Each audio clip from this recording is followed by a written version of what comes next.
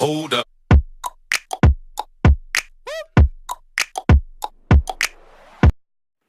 Hello दोस्तों, कैसे हो आप लोग। आपका स्वागत है मेरे नए यूट्यूब चैनल टेक एडवर्ट पर।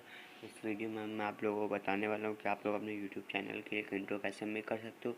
तो दोस्तों, इस वीडियो में मैं लेजेंड ऐप से इंट्रो मेक करके आप लोगों को बताऊँगा। तो चलिए स्टार्ट करते हैं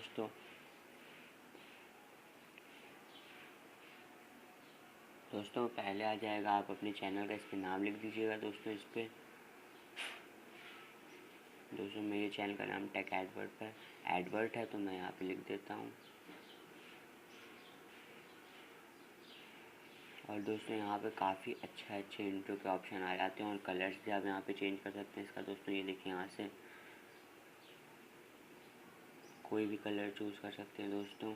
और यहाँ पे इंट्रो को भी चेंज कर सकते हैं। देखिए जैसे ये है इंट्रो दोस्तों, ये देखिए दोस्तों सारे इंट्रोज ही हैं।